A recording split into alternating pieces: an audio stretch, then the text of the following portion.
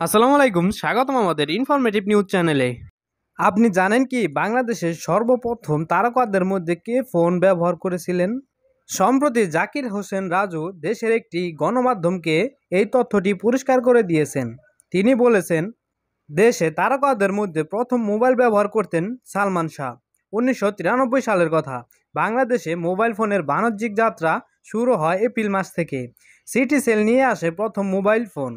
চড়া মূল্য ও সীমিত নেটওয়ার্কের কারণে ঢাকা ও চট্টগ্রামের অল্প মানুষই এই ফোন ব্যবহার করতেন। এদের একজন ছিলেন সালমান শাহ। হাল ফ্যাশনের সব দিকে নজর ছিল তার। যুগের চেয়েও আধুনিক ছিলেন এই নায়ক।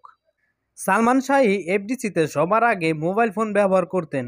তার মৃত্যুতে এত বছর পর জানালেন জাকির হোসেন রাজু। সালমান শাহকে নিয়ে তিনি নির্মাণ করেছিলেন জীবন সংসার চলচ্চিত্র। এই নির্মাতা জানান, সালমান শাহ সবসময় স্মার্ট এবং আধুনিক থাকতে পছন্দ করতেন।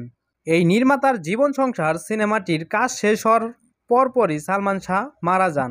রাজু বলেন, সালমান শাহ শোবিজের তারকাদের মধ্যে প্রথম মোবাইল ফোন ব্যবহার করতেন। জীবন সংসার শুটিংয়ের সময় তিনি মোবাইল ফোন নিয়ে আসতেন। তখন চলচ্চিত্র জগতে কারো হাতে মোবাইল ফোন ছিল না। সালমান শাহ হাল ফ্যাশনে সবার চেয়ে অনেক বেশি এগিয়ে থাকতেন।